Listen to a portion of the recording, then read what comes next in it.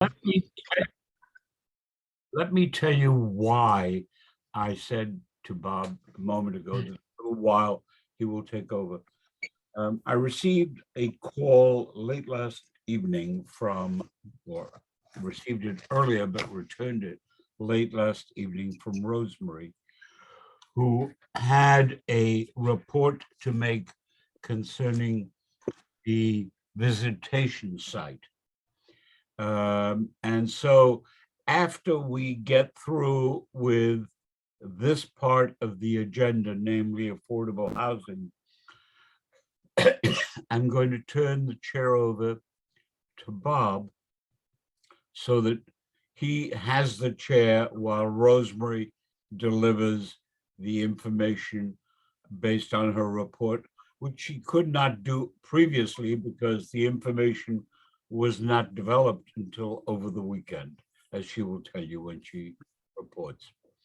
So we have a quorum, and I forward to each member of the committee a copy of basically two documents, a draft resolution and a draft memorandum addressing several points that I thought required amplification outside of the resolution. There were two cover memos in addition, but those are the real guts of this. In response, I asked also that if anyone had any concerns, questions, or the like, particularly in respect of language changes, I would appreciate it if they would call me over the weekend so that we could get to substance tonight. The only call I received on substance was from Rosemary, who had an interesting suggestion. I hope I'm stating it accurately, Rosemary. It was that among the areas where there are truly affordable housing for a category, I beg your pardon, a category of people who make in the moderate income bracket, whatever that means. I mean, you can stay on until, Hello? Oh, I'll have to sign off in a little bit. yeah. It's important. I have an idea what I'm gonna do with them tonight anyway. Whoever it is, could you do it later? Yeah, I do that at 7:30. Could, all right. The areas are three categories of housing that fit right in. One of them is condominiums like the Amalgamated, which have long been tailored to the needs of middle income, moderate income individuals. Another is the Mitchell-Lama type of buildings. And the third is rent stabilized. Of course, if it's stabilized within the bands intended to be covered. And it seems to me that if we can get more of any of those, that would also be to the good. So I'd like you to think about that and let me have your comments as we go through all of this this evening. Now, does anybody have any questions, comments, or the like concerning the resolution?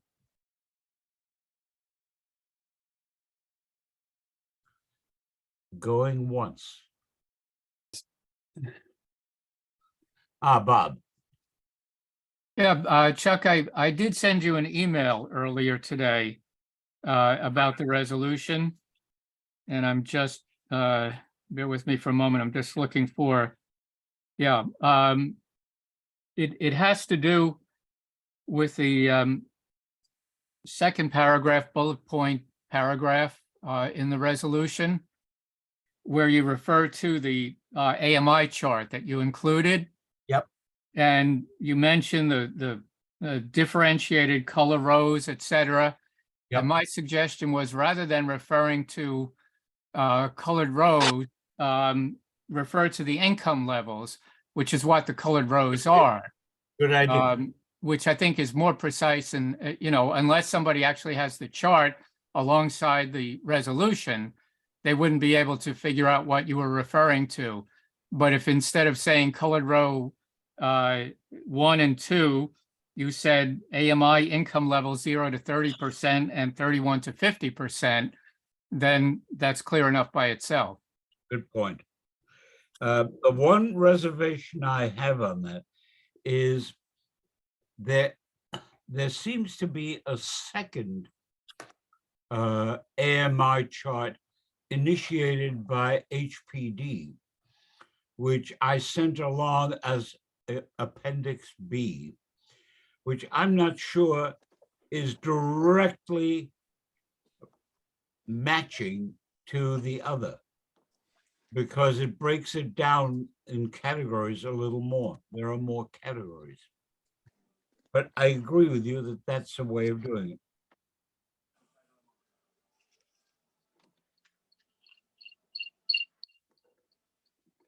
And I will do that. All right.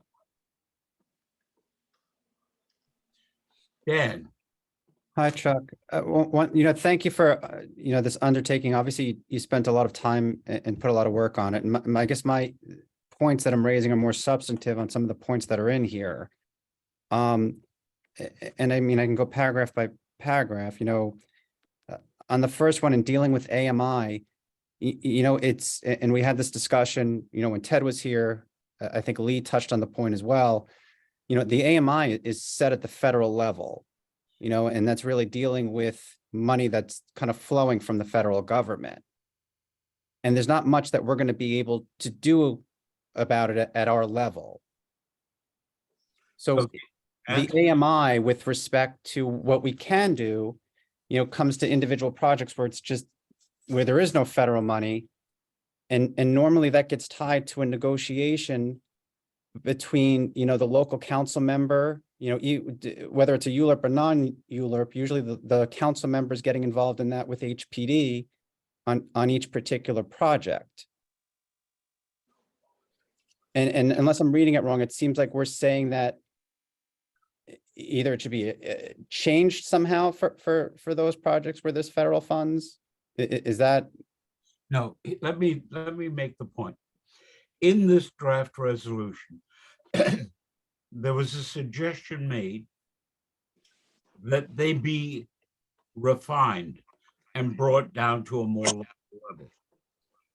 At the time we talked about that, I did not have in hand the HPD version that is attached Appendix B. The issue can, however, be better resolved by A, getting localized AMIs on, let's say, a borough by borough basis, which I think is no trouble because based on what I've heard, they have the data on a borough by borough basis at hand right now. And B, by following Bob's suggestion of referring to the grouping, the income level grouping, you solve a good chunk of that problem. Except the needs, at least the way I look at it, the needs of each project are different. The needs of each community are different. And I think it's difficult to use a wide paintbrush on many of these projects. But you got to use a paintbrush, and I'll tell you why. There are people, at least one of whom is on this internet thing. Oh, and I see Ted's on it, who maintain that they have been unable to find any place where they can get housing in those needs. Now, if you take two examples, you'll see the point I'm trying to make. One, if you have 4 or a dozen out of 100 apartments that are at the low or to extremely low level, and all of the rest are at the highest level, that doesn't flag anyone on availability. And they do exist, and I can point you to one such apartment building that is owned by a client of mine, which is a very prominent building. And that's just going on. So that what I am trying here to do is to get them to redefine. And the problem with the discretion is that the kind of negotiations that sometimes can go on are not necessarily in the interest of preserving either a neighborhood or a community. I understand. It's just, I know, I'm not going to argue that point. For me, I think it's a little bit too broad. The other substantive issue that I did have with the writing was identified in there, the office of the mayor. HPD is doing a lot of the work that you've cited in here already. And there's a reason. There's a reason, because I wanted to make it not a counterpart. By the way, I don't feel strongly about any of this. If the committee as a whole feels strongly, that's fine. The reason I focused on it was the major issue is finding, for example, unused property. Now, let me give you a specific example. Opposite St. Barnabas Hospital on 3rd Avenue in the Bronx is a former sanitation garage. It's been sitting idle for the better part of 3 years. It hasn't gone out because sanitation says, we may one day want to come back here or use it for offices. Meanwhile, all around that property, there is low income or moderate income going up, but they have pocketed that. Now, here's a perfect site for construction. There are sites like that throughout town. And if you go have a deputy commissioner of HPD or even Adolfo calling up the commissioner of sanitation, it's not going to be as effective in terms of pressure, in my view, as I'm calling from the mayor's office. That's the reason. Again, I don't feel strongly, but it seemed to me that there was greater drag in having it as part of the mayor's office. If you disagree, your view on that is at least as good as mine. Ted, am I wrong? I'm sorry, Chuck, but I have to say, I didn't read, I just saw that there was this draft okay. resolution. I didn't see that before just now. So I really can't comment on All right. that. I mean, again, I don't mean to deject in terms of if I'm in the wrong place in terms of this discussion, but the point that I've always made is that we don't determine income eligibility on using the AMI for the metropolitan area. We use percentages of the AMI. So if we want to do a building in an area where we believe it should mostly be low or very low income people, and that's what the market is in that area, then that building might have units only at 30% of AMI or 50%. I always say the typical building that gets financed through our programs in the Bronx has a range of 30% of AMI to 80% of AMI. So for those buildings, it doesn't matter what 120% of AMI is, because no apartment in that building is going to be charging that amount. So that's really the way I've always looked at this, is that it's a percentage of the AMI 100%, which is the area median income, the median by definition, 100%. That's the basis. But then you work off of that. You know, there was just a big thing about a project down on the Grand Concourse that was done that has units from 40% to 120%. That's unusual in the Bronx. So that's really the point, is that it's percentages of that AMI of the 100%. And again, I'm not commenting on what you wrote, because I haven't seen what you wrote. That's what I've seen most of our percentages of AMI.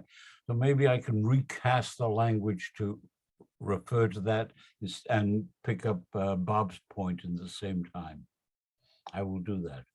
And just the only last substantive comment I'll make is that I do strongly agree with your last paragraph that you have here, which reads those agencies charged with the planning, management, financing, construction redevelopment shall on an advisory basis firmly seek at an early stage our advice or comments of the local community board. I do strongly agree with that last paragraph, though I do have substantive concerns with the others, and I'll leave it there.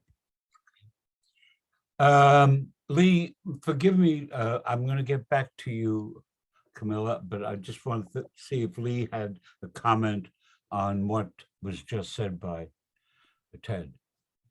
Well, I think I understand what Ted's talking about. He's talking about a percentage of the HUD AMI, but I don't think that's the issue. I think the issue is, in my thinking, in this resolution, is you're actually stating that the city should create an agency that should determine what the adequate or appropriate AMI is, along with perhaps HPD. I think it's a little bit overstepping that we should determine CB8 what CB3 wants to do in the Bronx, or even CB1 in Manhattan should want to do, to determine, because you're making it a broad brush statement that it's going to be a citywide. Tell me if I'm misunderstanding that. And I think what we need to do is actually concentrate on a resolution for CB8. And if we want to have affordable housing, determine what the percentage, if there is federal dollars involved, we have to use the federal AMI and use the percentage. If there's a, and that we can actually determine, I believe city planning still does this. They break down area income by census tract. They used to. I don't know if they still do. Ted, does city planning still break down by community board census tract? I'm not, well, by community board, yes, Yes. So, but I'm not sure about by census tract. right. So, yeah, they used to. I know that at least 15, 20 years ago. But in any case, that's what I think we need to do. We need to say, Community Board 8 wants to see a certain percentage of this kind of housing, that kind of whatever, and how to determine it is each project, wherever it may be, we go for the area median income in that area, in that site, and not a broad brush, because I think it's insulting to tell another community board what is affordable for them. Let me respond to that, because you and I had this discussion a couple of weeks ago. First, it is the firm, unyielding position of every city agency I had contact with on this, that they act citywide and not on a community board by community board basis in terms of the standards. In terms of their application, they act as they and the developer in negotiations come up with based on the AMI and their judgment as to what is appropriate. But the standards, which is all this is directed at, is a citywide standard. If they were to make it borough-wide standards, it would be different. But you can't get, there is zero chance of changing the approach based solely on District 8. That is guaranteed to doom it to being of no value. It will not be followed.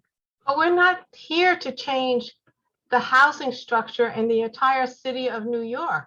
We are here to provide affordable housing wherever we can get it. And if you are opposed to that, that's your right. Okay, then I agree to disagree with you. Okay. Camilla? Camilla? Yes, good evening. Yes, sir. Yeah, first of all, let me appreciate the extraordinary intellectual effort to compile all these, to forward the background memos and all, just the extent of your work on this, sir. So thank you.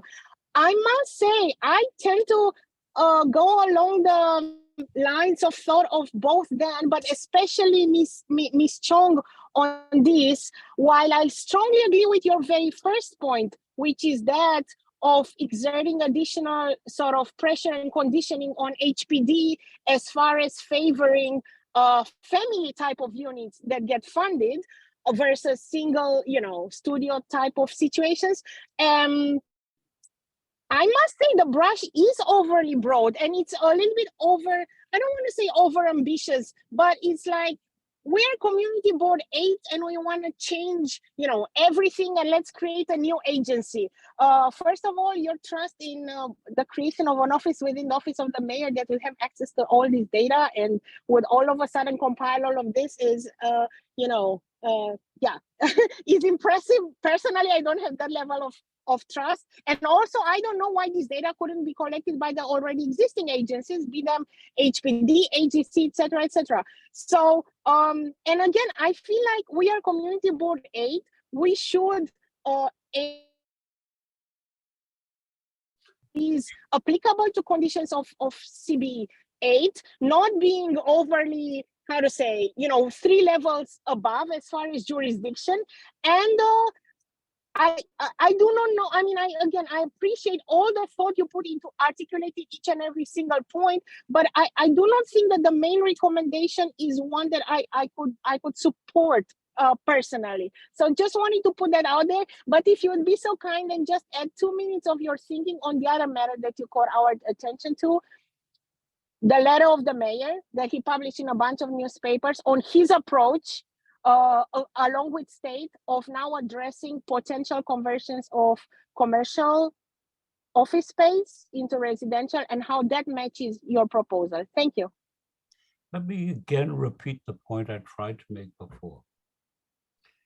There is only one paragraph in this entire resolution that has application to any specific community board district. It is designed for having standards which can be applied anywhere. So for example, if you have a piece of property that was like the sanitation garage I mentioned, that's an issue for another community board district. But it is an issue if we want to have affordable housing. If you simply want to say, I'd like to have more affordable housing in Riverdale and in Norwood, and that's your sole interest, then you and I have a fundamental disagreement. Why? Because I believe the city of New York needs it. I believe the city of New York is headed for a swamp because it doesn't take care of these issues. I believe that Rosemary's point that she made of using the existing ways in which there is affordable housing, whether it be the co-ops like the Amalgamated or the Mitchell Lamas, should be citywide. I don't wear blinders. I don't approve of blinders. Why? Because you're never going to get any progress in the city if you do that. Now, I may be wrong. It will not be the first time I've been wrong. But what I am saying is either you have a vision or you don't. And what I think is what you have to do is to do this kind of housing. Now I want to tell you an issue so that you have it in mind. This was easy for me to write in some major areas. Why? I first wrote it in 1965 as a position paper for the then mayor of the city of New York, or candidate, who managed to get elected and decided not to follow it, even though I served in his administration. That's 50 years plus ago. We have been trying to get a true program of affordable housing for people who need shelter in this town. In my view, they have an absolute right to it. And either we have a vision or we don't. And if it's your view and others agree with you that we need myopia, so be it. That's just my 2 cents, Bob. Yeah, I thank you, Chuck. I don't come to this discussion with as much knowledge as yourself or Ted Weinstein or Lee Chung. And so I want to ask a question that perhaps is naive, perhaps not, I don't know. But, listening to what Ted Weinstein said before, as a practical matter, could we say that we want affordable housing within Community Board 8 in which all the apartments are at no higher than 100% of the AMI. Is that, I understand there are financing issues involved in, in developing any affordable housing. Is it practical to say something like, we want it all to be 100% or lower? We don't want any affordable units that are greater than 100%. Is that a practical suggestion? I guess the question I'm asking is, who makes the determination about the percentages of apartments that fall within the different AMI ranges? Can the community board offer input on that? Or is that a fool's errand? I think the answer to that question is that the present time, first of all, understand the HPD type of affordable housing grants are not the sole. As Ted pointed out, there are the Brookfield buildings, which are going up in the lower Bronx, that they totally bypass HPD and go down their own road. And there are more and more of those popping up wherever a developer believes he or she or it wants to do something that's different. Again, I have no problem adding specific issues for specific parts of each community board. The question I have is, are we going to just be settling for that? Look, let me give you an example. It may be irrelevant, but it's an example. About 10, 15 years ago, as they were going through in the Bloomberg administration, maybe that's more than 10, 15 years ago, as they were going through housing, I was able to persuade the United Federation of Teachers that they had a dual issue they had to face. One, they could not get teachers to work in the Melrose section of the Bronx. They needed teachers there. And two, the teachers insisted on living in a quality building, and the school board, or the I think it was the local school boards of those days, insisted on having, if possible, the teachers living in the area. And so I persuaded the UFT and Randy Weingarten to agree to pick up the bonds which would make this possible. And we did, and we built it, and they had the teachers. And the buildings, as Ted will tell you, still exist, are still good buildings, and are still populated heavily by teachers who service an area that weren't there before. Now, what's the relevance of that? It's that when you try to do stuff, in my view, you need to do it in two veins. As I've said, there is only one paragraph in here that touches on the entire subject of measurability. And that's where there was a proposal that for the next couple of years, they focus on providing affordable housing in a specific range. That may be, you want to delete that and then have a separate paragraph that says, or the same paragraph and just say, for the next couple of years in Community Board 8, we recommend this. The rest are just citywide standards. It's a citywide standard to be able to say, we don't want these ghost apartments all over town. Use them, get them out there, fix up the buildings, the apartments at NYCHA. Start developing what you have. Those are citywide issues. If we can't solve it citywide, it is not going to be solvable here. Why? Developers will run where they can function. They're not going to come where there's problems. I apologize for being argumentative. Lee. I want to address Bob's question. I don't think there's anything wrong with putting in a resolution that says we don't want to exceed 100% of the AMI. However, I don't think it's enforceable because if there's no ULURP involved, it's as of right, and that's what's happening with visitation. They can do whatever they want. And if there is HUD money involved, HUD is going to make a determination on what the slant of the AMI is. You know, a lot of it has to do with the funding and with the developer, and what he or she has agreed to do. The other thing is the politicians need to get involved. When I worked in Manhattan at the Borough President's office, I was always involved with the community board and the local the city council, to determine whether we can increase the AMI, lower the AMI, build affordable co-ops as opposed to rentals, increase and decrease the percentages. We did a lot of negotiation. I remember one project in Lower East Side, Community Board 3. The developer wanted to do a 60-40. I got him to do a 70-30 with negotiations and with the community board, and they did it. So they created more affordable housing. So it's all a matter of who the players are and what the development site is and how the funding is. Mhm. Absolutely right. Let me give you a footnote to that one. Manhattan and on occasion Brooklyn were the two boroughs that would bombard HDC to say we want to have an allocation of affordable housing grants for this area. Those two boroughs did it. Part of the problem is it's not borough by borough. It's city and developer by developer.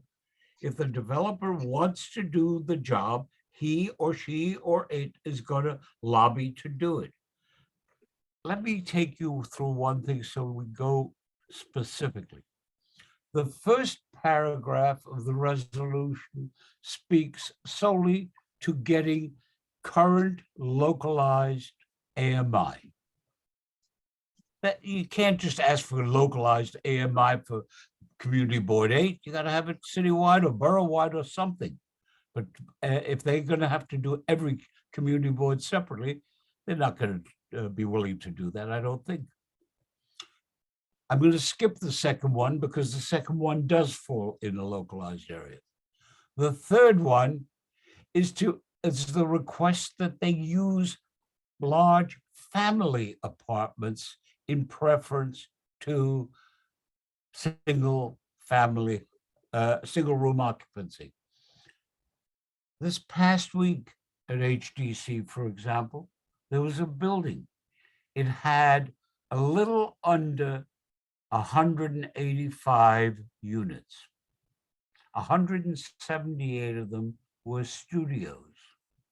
I objected to the proposal on the grounds that you can't just do that. You've got an obligation to start doing something on a family basis, at least provide it for some of the units. The answer was, we will then make this solely for senior citizens. I said, that's a different issue. Now you're focusing on the occupancy. And if that's something that makes some sense, why not? But the point I'm trying to make throughout all of this is if you go through each and every one of these, the only one that touches on the point, and it's a valid point that Lee makes, and I don't disagree with him, Bob iterates it in a different form. It is, we should say what kind we want in this community board district. And I'm perfectly happy to substitute that for paragraph number 2. But you need the citywide standards.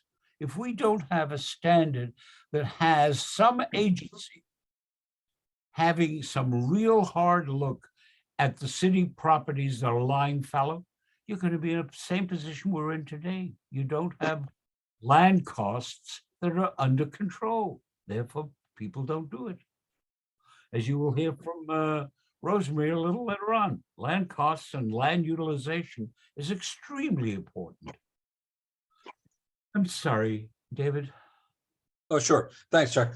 I think your point about AMIs being sort of tri-state or metropolitan is too broad, and it does raise the numbers unnecessarily.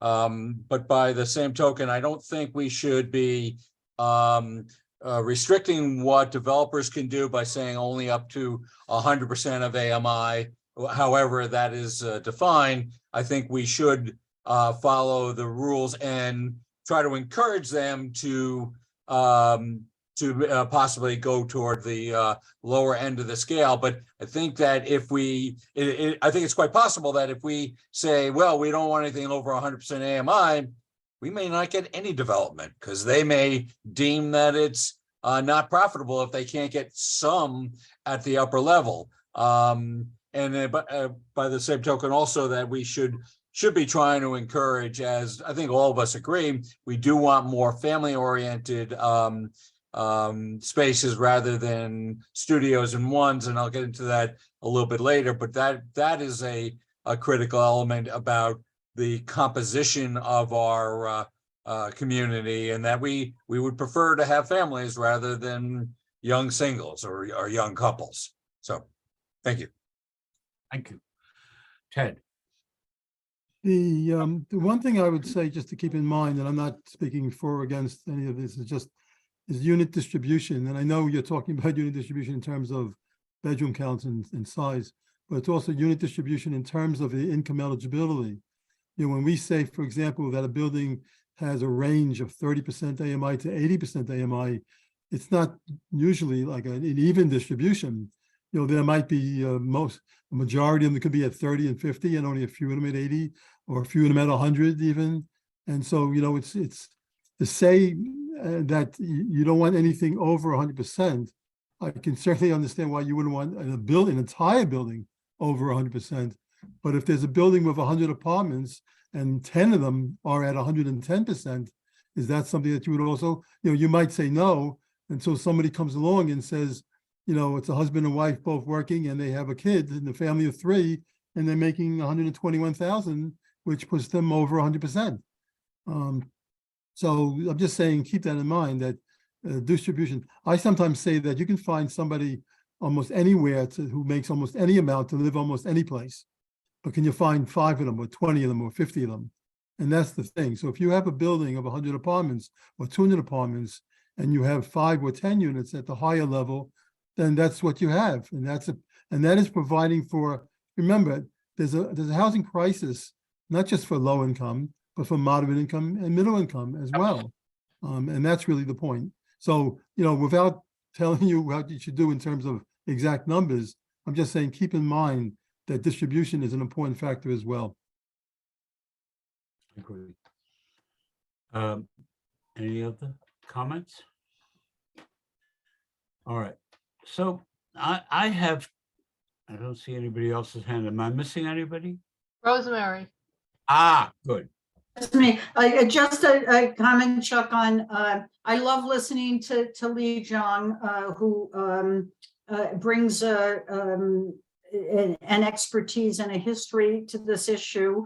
I just would like to highlight one thing that she said, that these projects are as of right, they're not ULURP, so we have no say in it, they're as of right.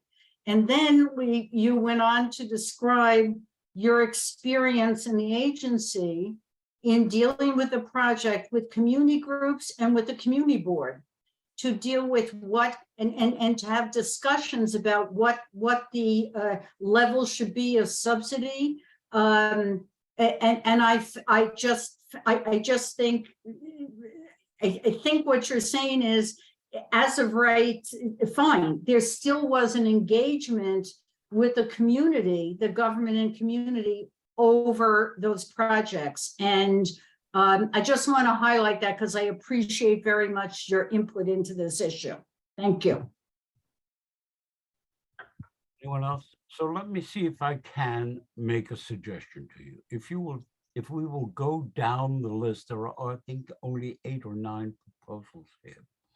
And tell me if conceptually, all of them other than number 2, which is the specifically focused one, whether they would make sense to do those and then change the specifically focused one in any one or all of the directions that have been referred to here. Does that make sense? Let me be clear about one fact.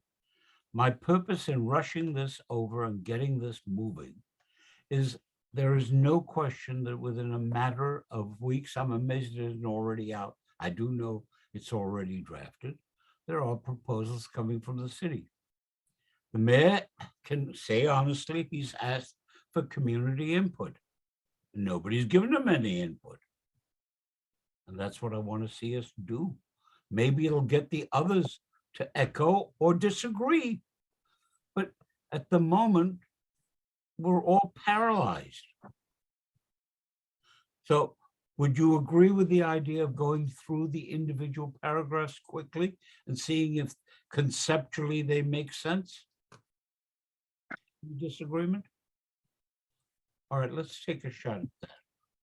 The first paragraph asks for a localized redefinition of the AMI. Is there anybody who has a real problem with that? I don't understand the point of having the localized AMI. Is it to use, if we can't use it for federal funded projects, what would be the purpose of it? Well, for the idea is to give a benchmark available to be used in the area. For example, are we going to have 30% in this part of the city, whether it be the community board district, the postal district, or the like? Give me 1 second. I just want to finish. The purpose is to provide a benchmark. Otherwise, AMI serves no purpose. That's all it is. It's a benchmark. But, and I asked this question, do we receive that with census data, what the average income is based on census tract? What do you mean, do we receive it? Meaning, is that information already out there in the public realm? There is information in the public realm put out by the feds. I have not seen what Lee referred to earlier was the City Planning Commission used to issue these census tracts. I haven't seen anything like that for several years. I believe, based on conversations I've had, is that HPD, people within HPD have internal data. Where they get it from, I do not know, nor are they prepared to tell me. So So- Chuck, when you say locally, what's your definition of locally? I didn't put one in. I said, I would like to see you either make it borough-wide, community board-wide, postal district. I don't care which. Okay, Ted said previously that there is census income data borough-wide, correct, Ted? By community district. By community board, so that's even better. So I So- asked the commissioner of HPD whether or not there was such just information used. He said that people use all available data that they have. That Well, you doesn't, should have asked someone on a lower level who actually does the work rather than the commissioner. Right, Ted? but you see, Lee, I don't care which one they use. I want them to get away from just a broad shotgun. But if there's a ULURP involved and if there's federal dollars involved, we have to go with the federal AMI. You have to put in there that somehow if there is no federal dollars, Good point. then we can play games with the developer and with the the government agencies and the politicians and the funders on what each community board may want or not want, and also what kind of housing, Good point. rental. I can refine it to do that. And by the way, that's how Brookfield is doing it down in the lower Bronx. They're not using any federal dollars in their program. Right. And if you're using private banking dollars, you can do anything. So with that change, without a vote at the moment, is there any objection to moving forward with that one, just to get the data out there? You don't have it. I don't have it. No community board has it, as far as I know. So, I mean, I did a quick search and I found out the zip code median income, Bronx County, New York City, New York County. I guess what I'm asking is this resolution, what are we asking for? Just that HPD or the New York HPD, publish the data? yeah, and use it. in whatever way it deems appropriate. Look, people have a right to know where it fits. Is it an 80% of AMI or 100%? If it's an Mhm. 80, what does 80 mean? Here is the protocol which measures it. If 80 means X thousand to Y $1,000, that's fine. But tell me what it is. So, Chuck, I would just say, and I don't know if this is helpful, but I think what we're getting at, publishing the data is one thing, making it data easy for folks to find is I think that's great. The more data people have, the great. And if we're asking the agency to publish the data, It's not I just, certainly have no issue with it. it's I think publishing. the problem is if we're telling HPD to use that in a broad way, Correct. I think that's where I get into a little bit too much of a wide brush. There's Why? disseminating data, which I think is extremely helpful. And then using it as a wide brush where I think we get into a little bit of trouble. And that's just my 2 cents on it. Let me just give you, no, it's not a troublesome point. The reason I say you, HPD, specify what it is you are comfortable with. Now, I know they are using what they are. It's Appendix B. Appendix B is the document that was used in connection with visitation. Mhm. All right? So that was in actual use as the in-house version of the AMI in 2022. Just have one thing. Nobody has it released. I'll give you an example. There is on this discussion now, at least one person who says, I look and I can't tell you what numbers they're using and whether I fit in or not. That's what sent me down this track or rabbit hole, but it's the fact. Where's the harm? They're going to pick what they can live with. Bob? I think I understand it a little better now.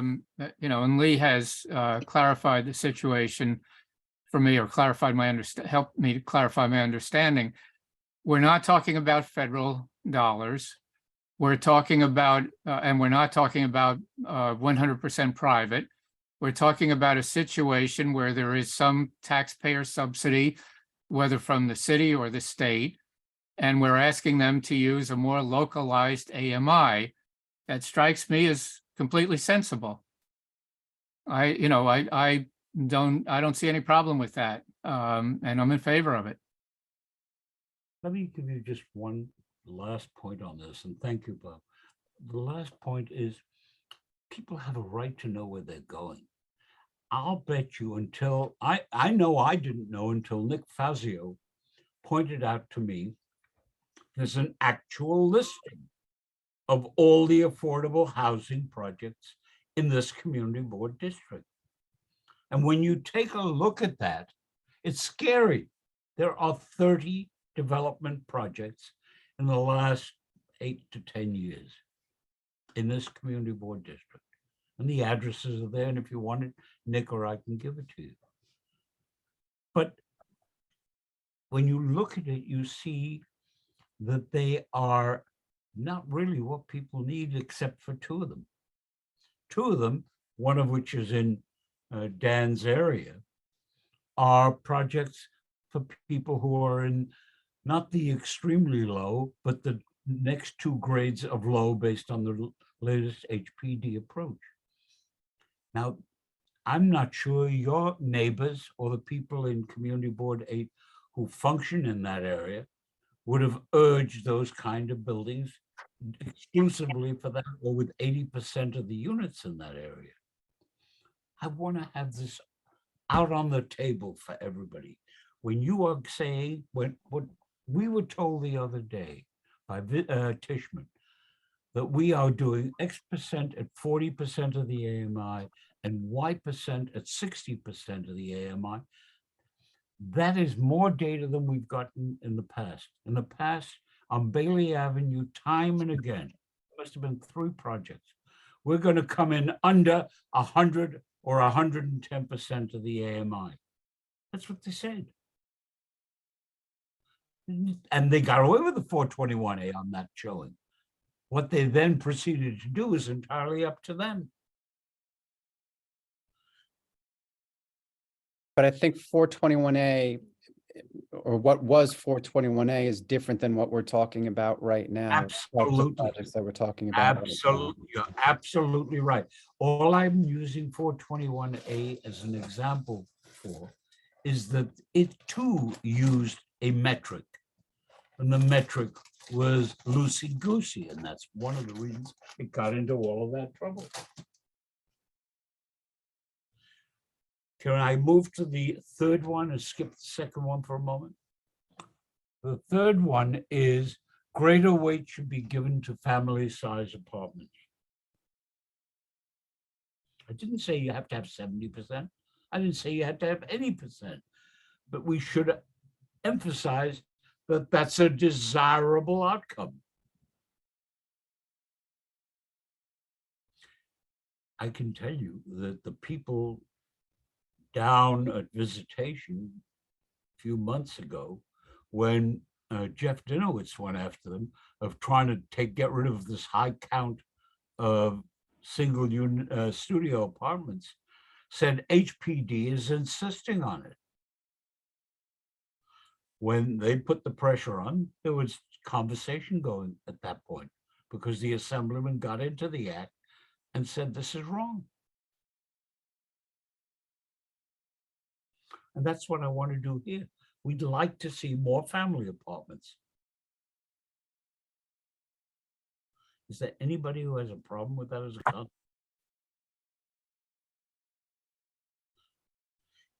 Let me go on to the next one. Putting aside where it is located, because I said in the office of the mayor, that there be an agency or an entity that takes a look at having city properties made available for affordable housing when they become, or they know they will become, available. There's no such thing now.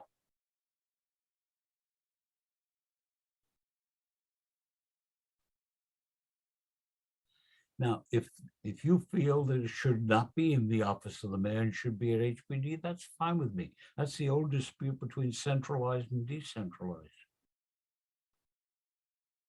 And both are right, and both are wrong. Rosemary. I hate more bureaucracy. I don't see a need for it. A mayor comes in, he appoints his deputy mayors and his commissioner, and the mayor sets a housing policy. To set up another office, the mayor's going to control the office. So, you know, another office to tell the mayor who just appointed the person to head the office, it's bureaucracy. The mayor sets the policy. That's it. I don't want, I'm opposed to any more bureaucracy. That's that. Okay, sorry. No, don't be sorry. I have no personal problem in saying do it in HPD. That's fine. But do it. So I will change that and make it HPD. That doesn't trouble me one bit. By the way, we still, as far as I know, we still don't have a deputy mayor for housing. We have 8 deputy mayors, but none for housing. Camelia? Yeah, so just again, I'm fully agreeing with Rosemary to the point where, I mean, I bet such a listing already exists in the inventory of each agency. The example you gave with, what was it, DSNY? Sanitation, yeah, they do have spaces, and I know of several of DOT, for example, and they deliberately keep the land, like they keep it just in case, right? So we will keep it. Yes, that's our policy. They tell you straight in your face, right? So I do believe that there is an entity and somewhere in the city office keeping track of this. So personally, just on this paragraph. Personally, I'm opposed on the bureaucracy and administrative point that Fine. Rosemary said. I don't know if, yeah, thank you. It's fine. I'll make it HPD. It's not a problem.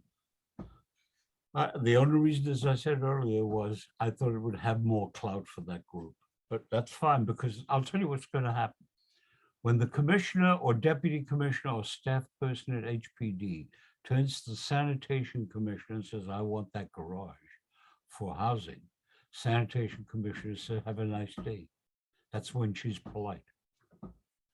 But that's fine with me. I have no problem doing that. So the next paragraph then is where you are not utilizing the apartments for whatever regulations provide, 6 months, 9 months, where you're warehousing them. The city should be given the right or encouraged to make sure they are used, either by condemning them and paying just compensation for them, or otherwise acting to use them. From the statistics I cited to you that are in the city limits dashboard, they are staggering numbers. Marty, There's an HBD warehouse or has many apartments warehoused right now. They can solve their own problem. HPD doesn't do the store or the warehousing at all. It's the housing authority does it and the managerial ends of it. For example, they're primarily, I believe, other than the housing authority was, they are primarily private property owners who have the grants and they are warehousing it in the hope that there will be a more favorable treatment for rent control or tax certiorari abatement. That's what it's for. That's why they're warehousing. I'm sorry, say that one more time. Sure. Sam Smith got a loan to build a 100-unit building on Marshall Loop Parkway. Mhm. And he now has 14 apartments in that 100 units that he's holding back in the belief that A, if I hold it back, I will do better in my tax cert case. And that is a major reason, tax certiorari reductions. Or B, he believes that he will do better because he thinks he'll get some relief on rent control. Those are the primary reasons they hold back. I'm sorry, what do you mean by relief on rent control? They will claim that it's hardship.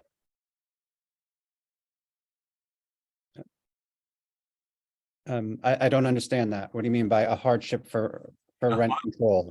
It will argue that it is they need relief in terms of the controls or stabilized rental on the grounds that they are not making a fair return. Chuck, is this a factual project or is this a made-up one? I know it's a factual project. Okay, so was this a city I'm sorry. coordinated? Was this I'm sorry, Was this a city coordinated project?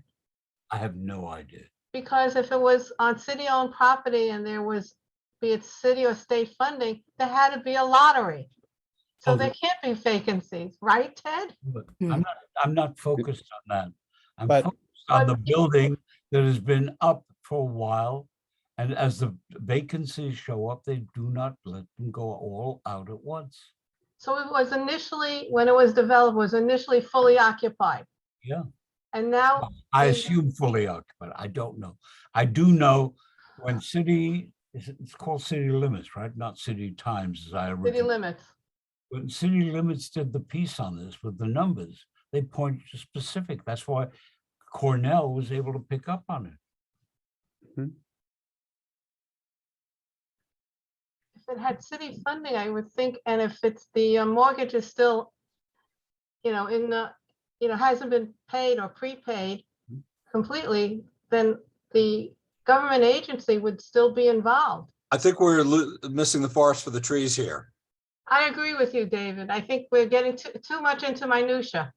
Right, well, but Chuck's point is well taken, though, generally, that there is some measure of warehousing with the belief, possibly mistaken, that if you warehouse it, you can make a claim that I'm in a desperate situation and I should be able to break out of rent stabilization and bring it to market rent. But there's another element in there as well, and that it appears that there is some warehousing of apartments in the attempt to combine them and declare them as completely different apartments, possibly 2 1-bedrooms into a 2-bedroom that are no longer the old ones, no longer to be stabilized and could go free market as a 2-bedroom. So there's several elements to this that Chuck is really trying to get us focused on the warehousing. Right. However, for whatever purpose, there's a need to document the warehousing and prevent it. In the next paragraph, I call for DOI or any other agency you might wish to have to look and annually report on the degree of and location and reasons for warehousing of these specific apartments. There's no dispute that there are tens of thousands of them in the city of New York.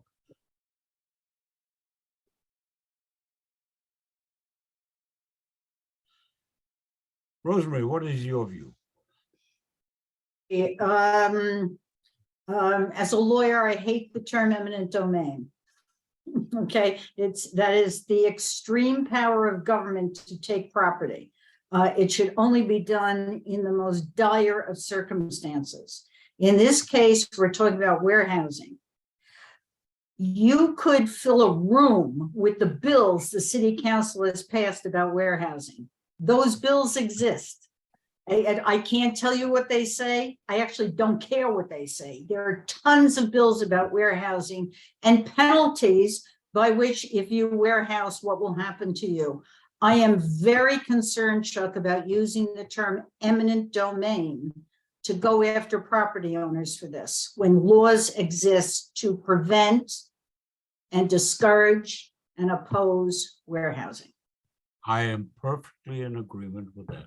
The only reason I moved to the eminent domain was that those statutes are not having any effect. They're not being. Look to the administration then, okay? The laws exist, enforce them. I'm just trying to up the ante. If people feel that we should jettison this paragraph, fine with me, because the next one says DOI do an annual survey and report, which is fine. Is that the view of most of you? I want to know if that's the view. I'll jettison it. I don't believe we should be advocating for eminent domain. Okay, My that's- personal opinion. anyone else? All right. Yes.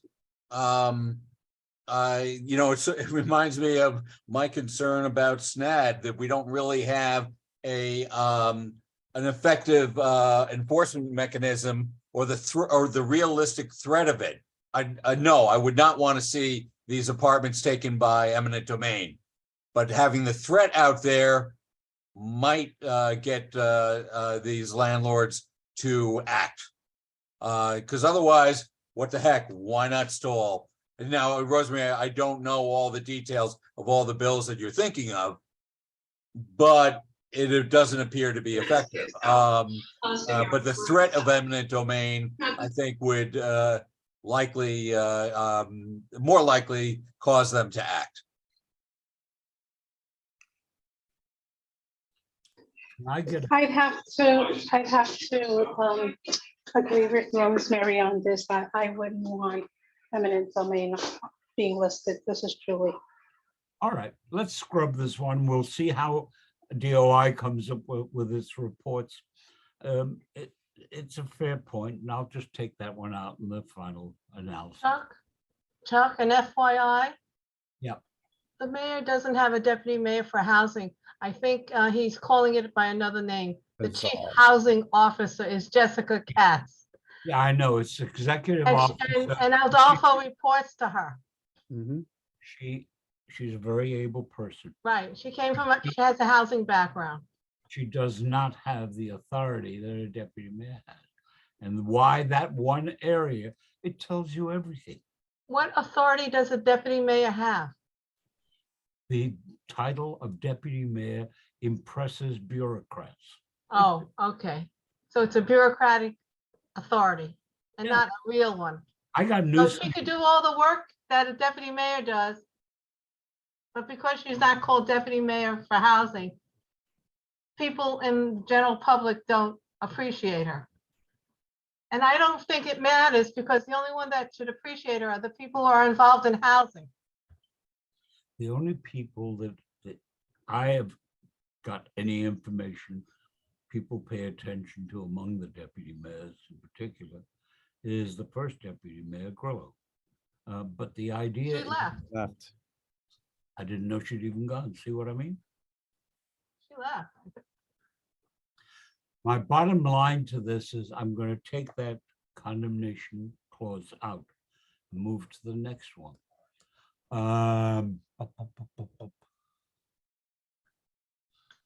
And the last one is is the point on seeking community organization input. So with the following changes, one more. Now paragraph number 2. Paragraph number 2 is a focused one. It proposes that for a period of years, attention be paid in terms of the number of units by a percentage basis in the range, and Bob's point is well taken, instead of using the color rows, using the income bands, that focuses on the lower income bands and then up to the middle income band. So there's a heavier focus on that. Now, if you believe that should only be in this community board district rather than citywide, that's a decision you have to make.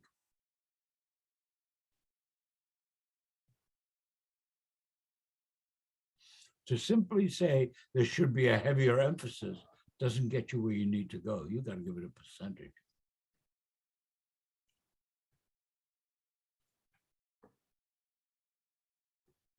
David. Yeah, it seems to me that this subject, I like the idea of the bands and want to encourage lower bands and all that, but the numbers behind it, I'm not as comfortable with saying that we could go down to the district level. I would think that it should be on a 5-borough level or a single borough level, but not on a district level, because then there are other communities who can say, well, we really only want the 80th, 90th, and 110th percentiles. And I don't think that would be a very healthy solution. I think that the pattern should be at least borough-wide, if not citywide. I didn't specify geography at all in this. But, If yeah. you like it, that's fine. I don't mind on a borough-wide basis, fine. Yeah, but not down to the community district level. Okay. That's fine. Anything else? So let me review what I would propose to correct. And then we can send it to the board. You can have a real fun time going through it there with everybody else's views.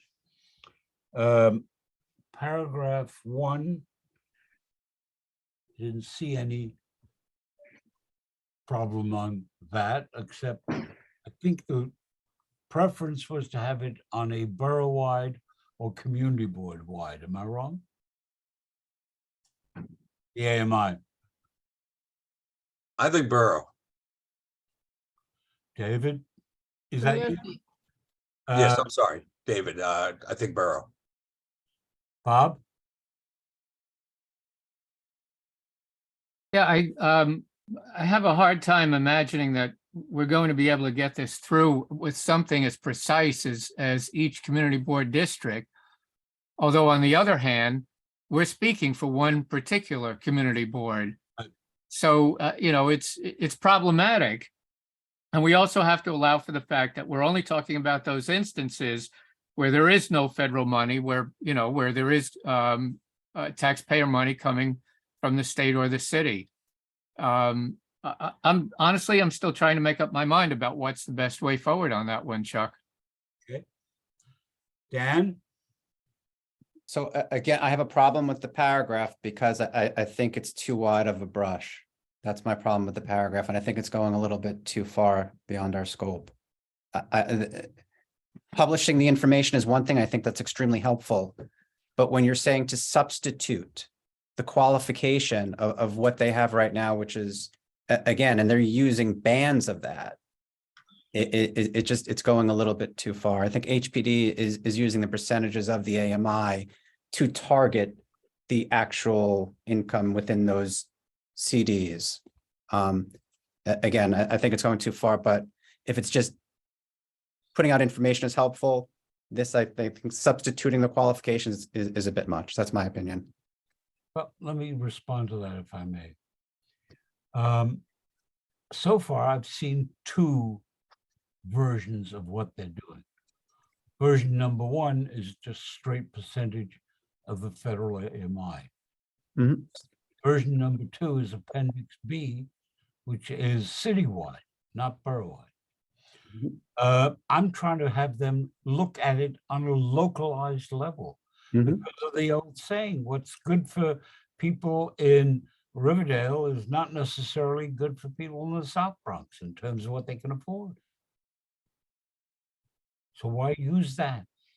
I don't mind if you say do it borough-wide, but you need to have a more localized system than have this thing loosey-goosey all over.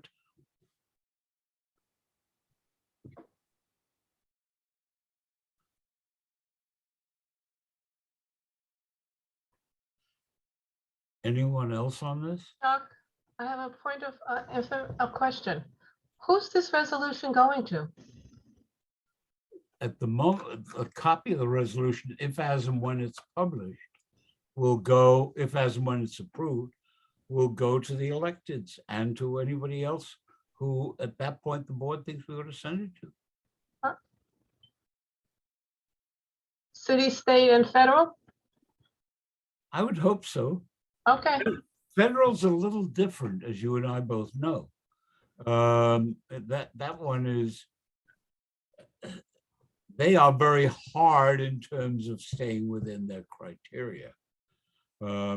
State sort of moves around. I have no problem, whichever one you think send to. David?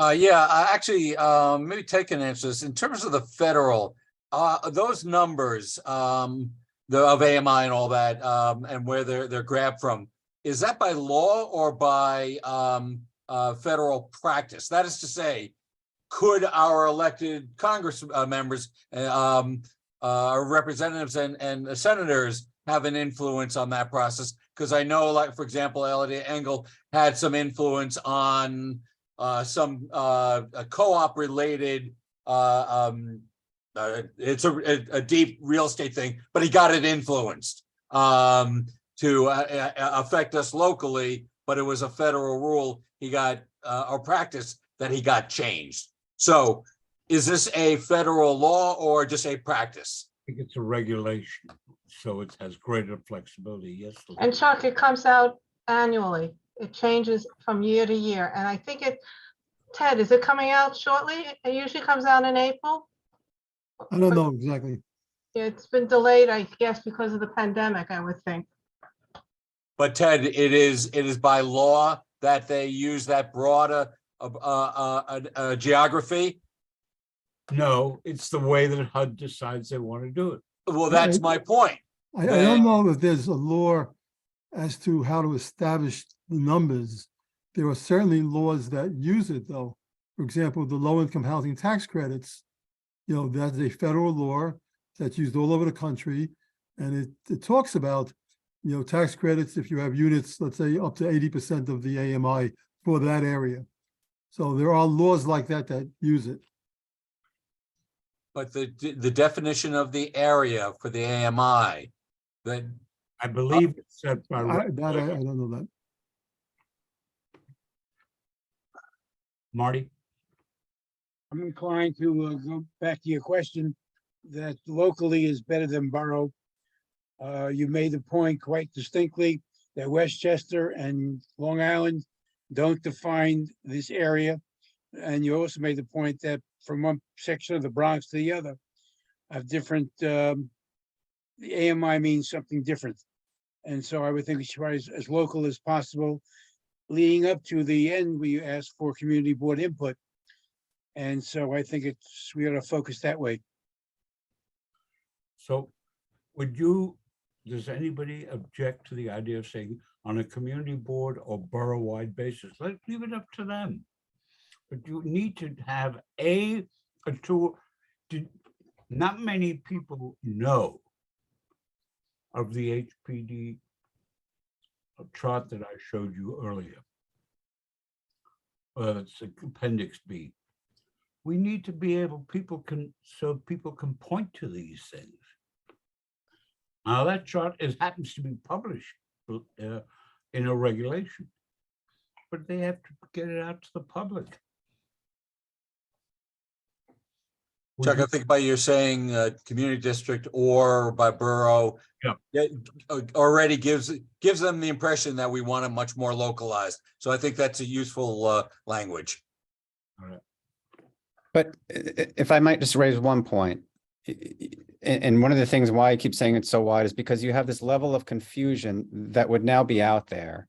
If you're asking every agency of the city and state to now refer to AMI as this local tract and use that as a reference, and then the federal government is using the same term AMI in a different manner, you have two different definitions of the same term floating out there. You have it now. But you don't, because You when don't. AMI is used, it's based upon the HUD levels. Nope. What you have now is you look at A and B. Mhm. A is the federal and B is the New York City level. Which are the percentages of it, Pardon me? which I believe are the percentages, and I'll pull up your chart. They have different numbers. They're far more focused in the city one. Different population. Yeah. That's all. And there's nothing wrong But- with saying a federal AMI versus a New York City AMI. Mhm. There is no difference. AMI is the area median income based on 100%. And then what HUD does, it breaks it down into a definition of extremely low income, which is 30% or less, or very low income, which is 50% of the AMI, or low income, which is 80% of the AMI. And the determination of how it's broken down is a discussion and agreement with the agency, the funder, and the developer. So if you now look at Appendix B, you see it doesn't follow that. Appendix B breaks it down to various categories ranging from 30 to 130% of the AMI. It breaks the income bands down to an income band that's extremely low, very low, low, moderate income, middle income. Not the same numbers as in the first chart. Now, this is the HPD one. Then you have the third one. What is the affordable monthly rent? That isn't AMI. Look, to try and persuade people that they ought to look at it and pay attention to it is a worthwhile job, in my view. To just go along and rock along, they will just keep doing this crap. I want them to be local, to understand on an area basis what the problems are. When somebody is out there looking for an apartment, they ought to have an understanding that over here we're doing this. I'll give you a specific example because it's right on the table now. And it's an issue I'm not going to get into. But tell me, is the AMI on Bailey Avenue and Van Cortlandt Park South different from the AMI in Riverdale up the hill? Of course it is. So Chuck, I'm looking at your two charts and the numbers are the same for AMI and family size. They're broken down. They're the same numbers, though. I understand, but you have a different category now. But they're still based upon the federal government average median income numbers, All right, so let's take a look. both of them. Let's take a look at low income, 51 to 80%. All right. Which chart do you want to go to? The income bands is compared to the area median income on the HPD chart. We're talking about Appendix A, right? No, B. Appendix B. Okay, Appendix B. 50% AMI, is that what you had cited? No, I said to you, take a look. Let's go look at low income, the second chart on the page of Appendix B, 51 to 80%. Okay. So there is no 51, but we'll use the 50, all right, to 80%. Okay. So now we have that in this chart, the low income is somebody who makes for a single room 46,700 to 74,000. All right. So you're covering 3 bands effectively on that chart.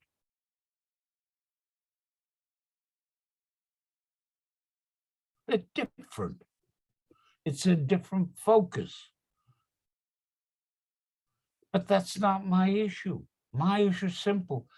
Give us something that is localized. When you tell me that at the area of the visitation, you're going to have X% of an AMI, it should be the AMI either in that area or comparable areas of the city. It's different from the AMI up the hill. Yes, you can say it's one is 60% of AMI and the other one is 90% of the AMI. But you don't have the localized information for the people there. This is not just made for developers. There are guys who make a living just putting this sort of stuff together for developers. I know.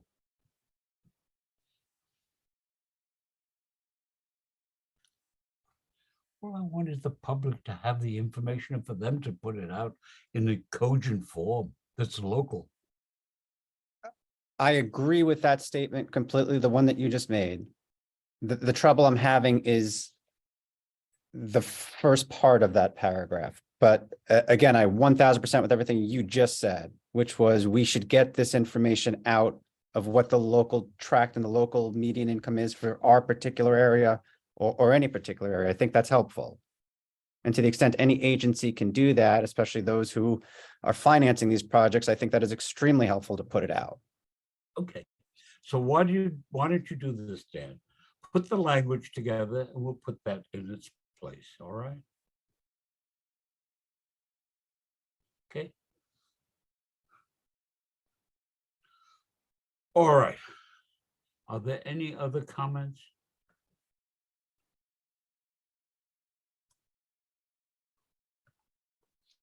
One paragraph is jettisoned.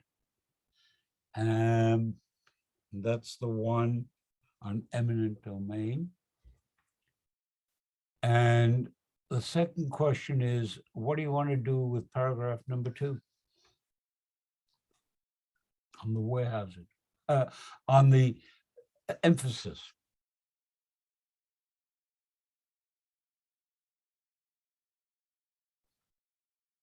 You can be for motherhood and apple pie and say, we urge more affordable housing. Terrific.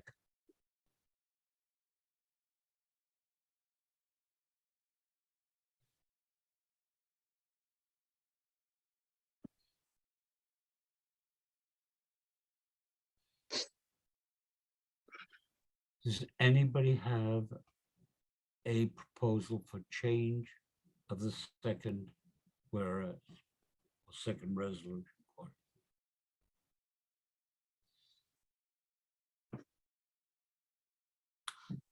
Okay, so with the changes that I've outlined, Dan's going to take a crack at the AMI paragraph. We're going to drop the eminent domain paragraph. We're going to make it community or borough for localized information. And drop the special office and make it HPD. With those changes in mind, can I have a resolution? Can I have a second to my motion to approve? So moved. Or I'm sorry, seconded. Good. Anybody else? Any discussion? Just, wouldn't it be helpful to, and I don't know if there is an impending rush to get this done this month. Would it be helpful to look at another draft before we put it forward? You're going to see it at the board. You can have a great good time there, but let's move the damn thing. This has been going on now for 4 and 5 months. If there are people who just don't want it, that's fine. Say so.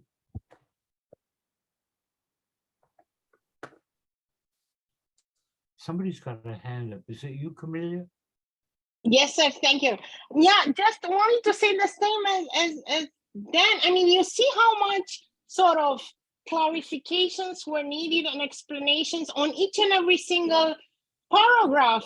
I mean, I think we all here in genuine good faith want to forward an idea in support of affordable housing, and the best that we can, our brains through your brain, frankly, produce. Like, we all are here for this reason, right? But there were so many edits and so many comments that, sir, respectfully, I do believe it's worth submitting as a motion a clean draft so that we know what we are voting on. But your call, of course. Thank you. This draft, this document in one form or another has been before this committee 5 straight times. You want to make it 6 straight times, then go for 7? Because if that is your view, I'm going to withdraw it. And let it be clear with the Riverdale Press watching where this board stands on affordable housing, which is fine with me.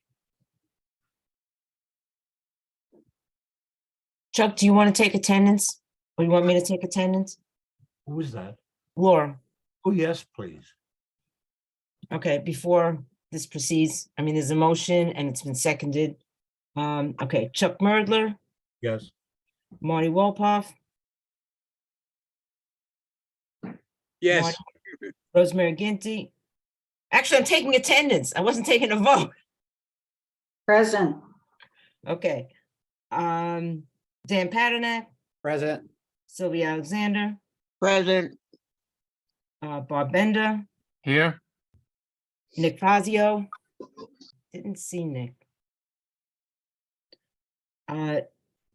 Nick is not here. David Gelman, Present. Julie Reyes.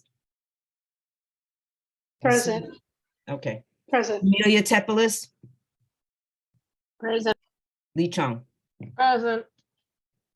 Okay. All right, we have a motion, we have a second. Are you ready to vote? All those in, could we have, I would appreciate some clarity on exactly what the motion is. To approve this resolution in what form? as amended, with the issues that we talked about. You want me to go through it again? The first paragraph, Dan is going to take a crack at putting some language together. The second paragraph is the percentages of the AMI issue, and it's going to be borough or community board. The Just to third, be clear, when you say paragraph, you're actually referring to the bullets. that's right. Okay, The third change was to make it clear that if no federal funds are involved, the area median income would be. The next change is to remove the reference to an office in the mayor's office and substitute HPD. The fourth is to delete the eminent domain paragraph. And as I said before, Dan's going to take a crack at clearing up the language in paragraph 1. Chuck, could I make a suggestion? It seems to me there's more we agree on here than there is that we disagree on. There are some fine points on which there's some disagreement, such as that first bulleted paragraph, which Dan's going to refine. But I'm uncomfortable voting on a resolution that at the present time is unfinished. I And agree. we're going to have an opportunity to discuss it, assuming that, Dan can make his changes and show them to you, Chuck. We could have this conversation about the resolution at the executive committee meeting, which is a week from today. And then the board meeting is a week after that. Fine with We could vote at the board meeting with the document in front of us. It could be distributed ahead of time. I think I would prefer that. I accept that. Gladly.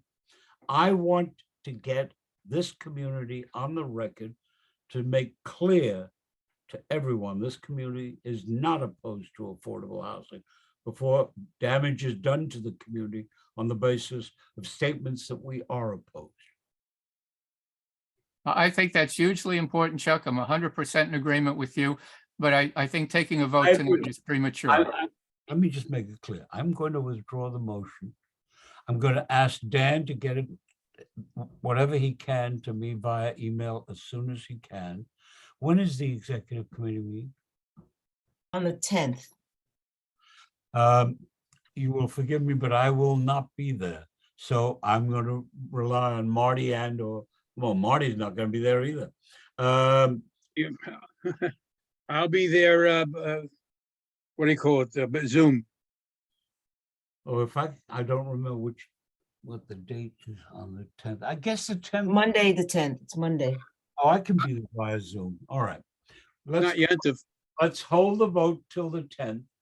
If Dan can get me his material within the next couple of days, I will rework it and strip it back and have it available for everybody for the whatchamacallit. Exactly. That's- Again, I ask, you're going to send this to the executive committee before this committee has actually looked at it again? What do you want me to do? But it's going to go to the board, Dan, on April 18th. So the entire board, which includes, of course, everybody in the land use committee, can vote on it on the 18th at the board meeting. So I ask, is there a rush? Is there an impending need to get this out right away? Because it's very clear this mayor's and this administration are going to come out with the bits and pieces they were supposed to have come out with it already. But I think I'll leave it there. Well, Okay. So, Okay, I have my hand up. I'm sorry. Go ahead. Can I go? Can I talk? Please. Okay, this committee will do what it wants to do. It'll send whatever it wants, any place it wants to. This is not the way to do business, okay? A committee votes. There are 4 people on this committee that are not members of the executive committee. It's not the way to forward the business of this board. It's not. I'm not going to object. Go ahead. I sit on exec, at least for the time being. I sit on the board, but it is not the way to do business. Well, Rosemary, as you know, the executive committee doesn't vote. There won't be a vote there. There will be a discussion there. There won't be a vote there. And I would hope that right after that committee, after the executive committee meets, a day or two afterwards, the final version of the resolution could go around to everybody on the board so that people can come to the board meeting on the 18th and be informed. And as you know, you can present a resolution from the floor at the board meeting.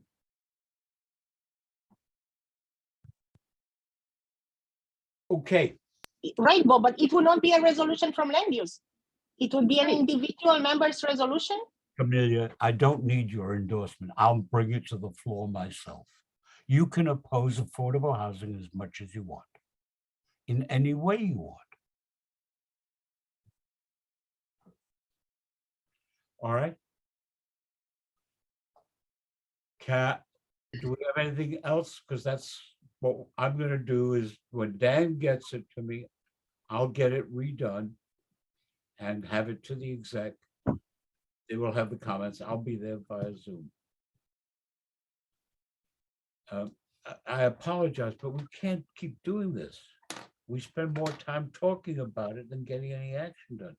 There are other issues here that if the board was functioning as I would have wanted to do, namely get stuff done, you got to do something about the Department of Buildings. It really is a disaster. I guarantee you. I guarantee you. Well, let me restate it. The smell of what's going on there now is the same smell I had a year before 37 guys went away. All right? So we've got to get it done. You have a problem in housing. You have a problem in terms of zoning.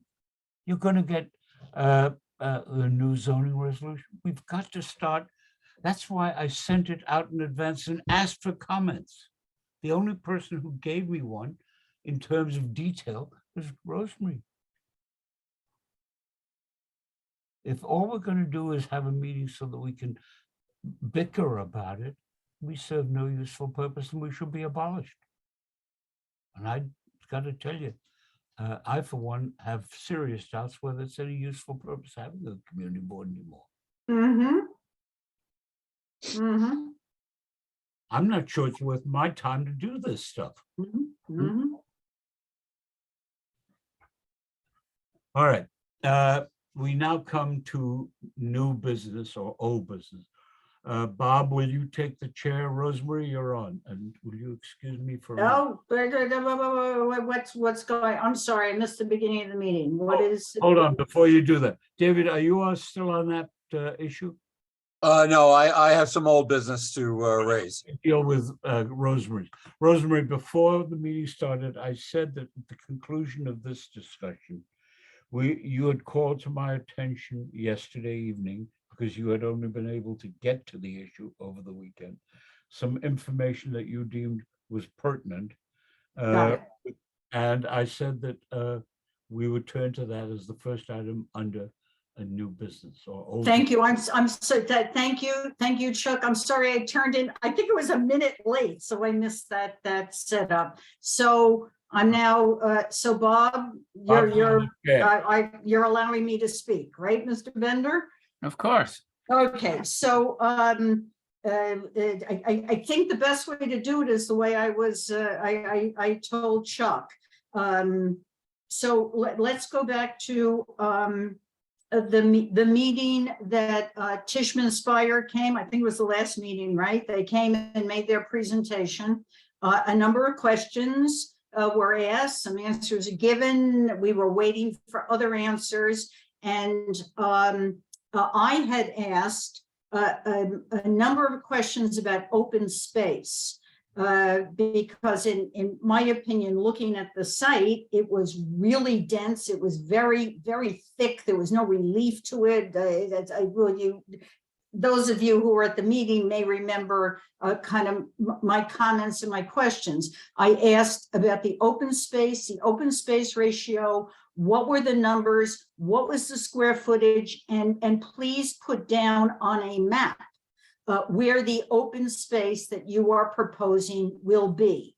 To me, that was important given the density. There was something that always bothered me about this site and the pictures that we saw.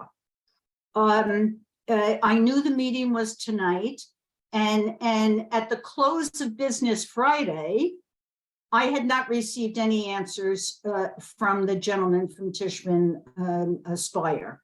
So, because one of the issues on open space was this easement for the playground for the children in the school to be put in the middle of a parking lot, that I don't understand, but that was one of the issues. And so I decided to go to the buildings department link to see, maybe I pull up the easement, and maybe in that document, some of my questions might be answered. So I went on Saturday after close of business. I went and to find the easement document, which is a public document. And lo and behold, I came across a thing called a zoning lot merger for this site. What Tishman Speyer has done is to take the entire block. They have merged the school and the Tishman Speyer housing site into one zoning lot, and have taken the development rights off of the school to build additional housing. This was not forthcoming from them. It is a significant zoning piece of information when describing this project. The way that you get floor area and density, very simply, is your lot area times the FAR gives you the floor area. Lot area times FAR gives you the floor area. Their lot area is not their site. They took the entire school, they took the entire block as their lot area, times it by the FAR, and that is why, this is what bothered me, that is why the housing looks so dense, because they have stripped the development rights from the school site to build additional housing on their site. Now, having said that, I was very disturbed with that, and I did call Chuck on it. This is something that should have been presented to us. This is something that is significant, just from the density point of view. But to go further, a zoning lot merger, and I'm not going to go into it. God, I'm retired from the business. There are multiple questions about what the zoning lot merger does to all development aspects. How does it affect setback? How does it affect open space? We know how it affects floor area. How does it affect everything? How does it affect the school? You have strict development rights off of the school site. How does that affect the school? Let me just ask, and once I don't have answers to any of these questions, but it raises questions. By stripping development rights from the school site, how does that affect, how did it affect the environmental review for this, for the school construction authority site? Did it not?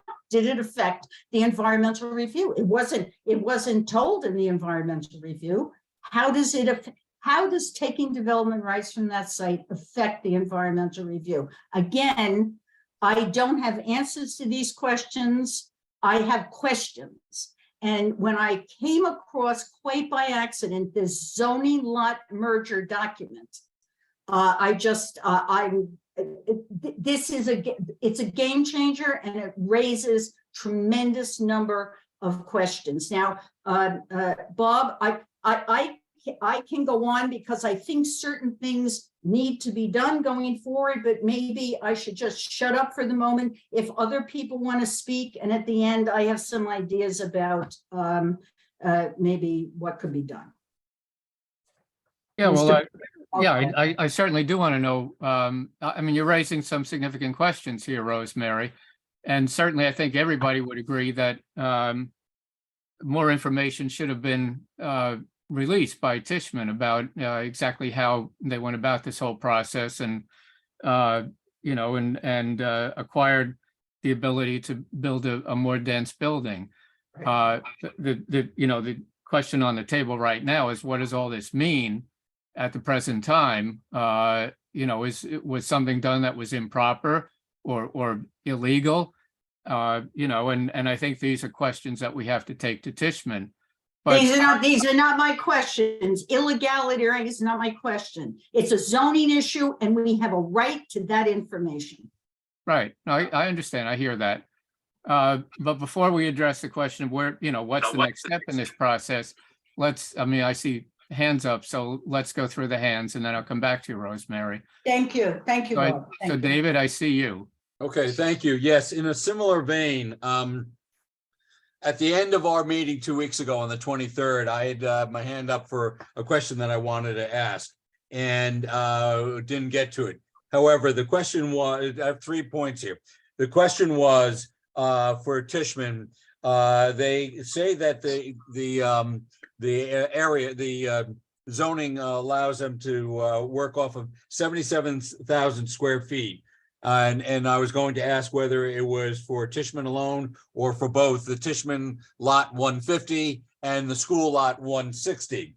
And they talk about their lot coverage only being 263,984 square feet out of a possible 287,000, only using 64%.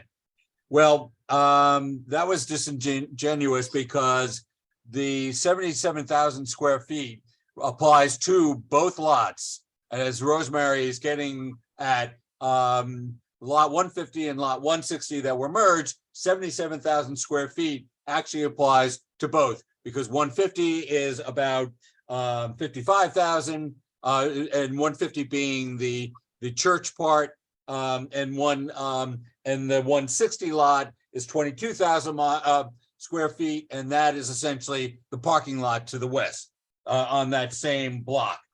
But I did send an email to Tishman, and Payman did respond, and he said that the figures on the slide are for the residential, not for the school. Now that's gone from what I believe to be disingenuous to being deceptive. So I went a step further.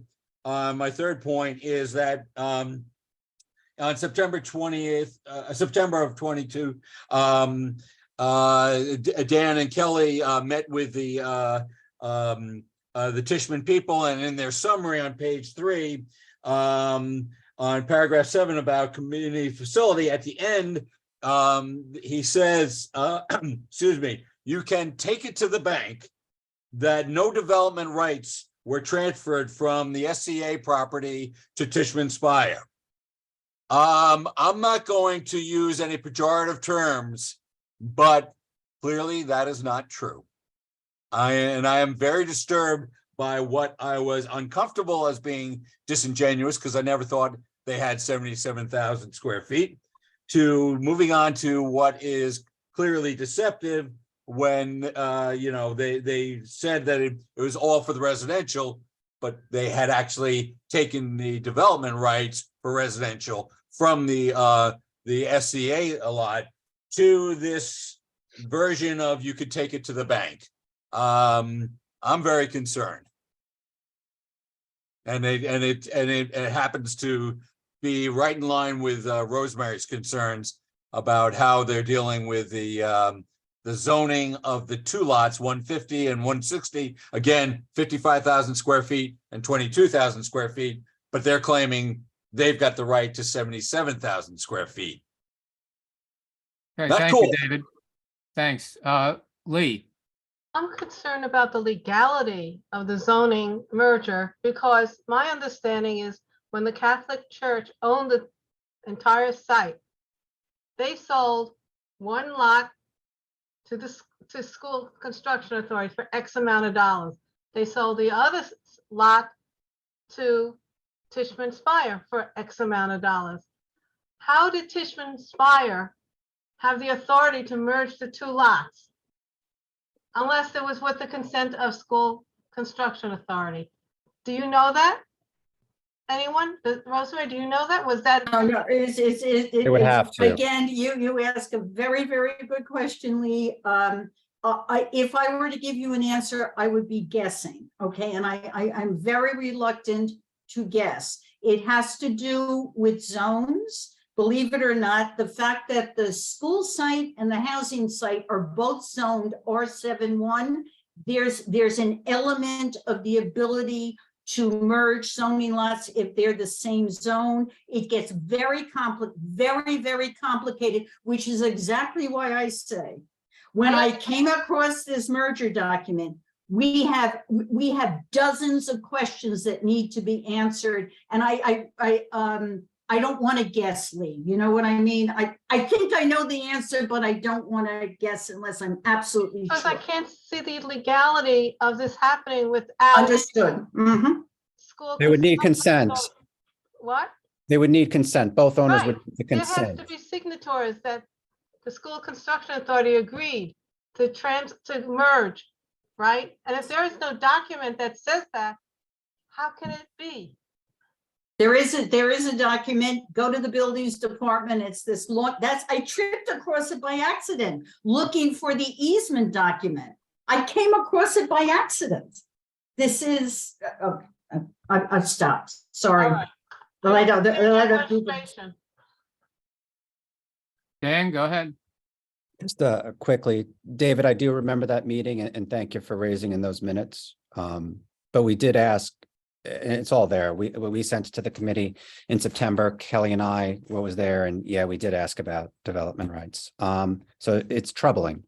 Bob, I guess my question is, can we as a community board and maybe our new community associate who used to work for buildings, ask for whatever documents have been submitted to the buildings department in terms of zoning approval? I remember at the meeting, the representative from Tishman had mentioned that they had gotten approval for zoning purposes from the buildings department. Can we ask buildings, for whatever documents that they have on this file, they should be public documents, and if they could send it to the community board, so that way our committee could at least take a look at what the building department has done for approval. And yeah, I'm looking forward to ideas on what to do next. I'll leave it there. Luke, are you on the call? Luke? No, no, Laura, I don't see oh, no, wait, the community board is here. And muted at the moment. I don't know who that is. All right, well, I'm sure that we will make inquiries. Yeah, Thank I you. mean, getting the documents, as you said, Dan, seems to me step number one. Right. Let's see these documents. I mean, you're absolutely right. If they've got to be public documents, they've got to be at DOB. So let's make a request to DOB to get the relevant zoning documents, find out what they are, find out if there is a document between SCA and Tishman and so on. I mean, a lot of significant questions have been raised here. And I think getting the relevant information is step number one. And then we can go from there and figure out, is there something improper here? And should the elected officials be made aware of this, which frankly, I think they should be. But let's start with step number one and request the proper documentation. Thank you. Chuck. I'm not going to get into the merits of this argument. I just want to give you some history. Somewhere between 4 and 5 years ago, the Land Use Committee proposed, I think unanimously, but you'll find it in minutes, that there be an amendment to the zoning ordinance and to the regulations, if necessary, even to a charter amendment, to require that all zoning lot mergers be reported to the community board with 30 days notice so that we could review them and determine what impact they had. That was brought about because we found a couple of instances of new construction where zoning lot mergers had occurred, not called to anybody's attention, but it was found out, and they had an impact on bulk and density and a variety of other things. If memory serves me correctly, well, I won't guess, there was a major site in the district at the time that had this problem. Our then city council member, for whatever reason, was unable to or unwilling to move forward on what was adopted by the board ultimately on land uses request. Here it pops up again. So it's an issue you should know that has a history. Thanks, Chuck. David? Yes, I think it's appropriate that we get the documentation. However, I think it's fair to assume that Tishman didn't sign a merger, a lot merger agreement on their own. They had to get their approval either from SCA or some arrangement before the final deal was consummated. So I think, but the thing that I'm concerned about is on 3 occasions, they obfuscated, they deceived us. And then, you know, with Dan's meeting, you know, you can take it to the bank. We didn't merge the lots. It's just not true. And that's the thing that we need to bring to the agencies and to the electeds. Okay, thanks. And Sylvia?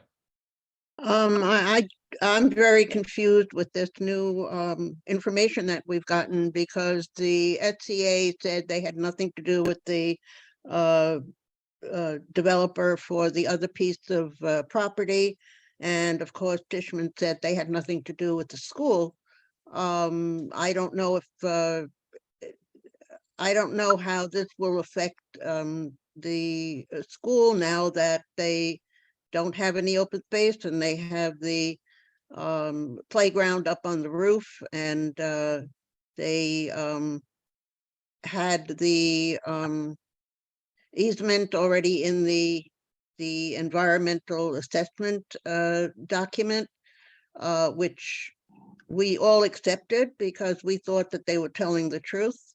And now at this juncture, I think it's important to get the documents and try to figure out if we can do anything to make the school more appropriate for children. Okay, thank you, Sylvia. Camelia? Yeah, I mean, I think these discoveries by Rosemary and David, which corroborate each other, actually, are very relevant to the conversation. But I think we should be in good faith as far as going back to them and asking the question to clarify, right? But also, Bob, I'm wondering again, as land use committee, I mean, are we at this point expected to write a resolution, or how to say, is that a necessary action or expected of us? I'm just very confused as to where we are and expectations as far as of a resolution or not on this. But I would much appreciate if by the next meeting, we would have additional information verified from them and from DOB. Thank you. Yeah, thanks. No, I don't see any purpose to a resolution at this point. We first have to get the documents and find out, you know, Rosemary's raised some very significant questions, and we have to get those documents and, you know, and see what's in them, get the information, and we're going to have to go to Tishman and ask them, and SCA for that matter, and ask for an explanation of what actually happened here. You know, first of all, to explain what it seems to be a very serious discrepancy, and secondly, to explain why this is coming out because a board member found it, not because it was revealed at any point. So, you know, a resolution right now is beside the point, but, you know, we're going to get, once we get the information and we know where we are, then we figure out what do we do about it. Rosemary, I think I want to come back to you. You said you had something else you wanted to say. Yeah, just just at the tail end, I thank you for letting other people speak on this. I just want to reiterate, there is nothing I'm saying that there's any illegality or any illegality here. There's a disappointment. It was not forthcoming. The presentation was not complete.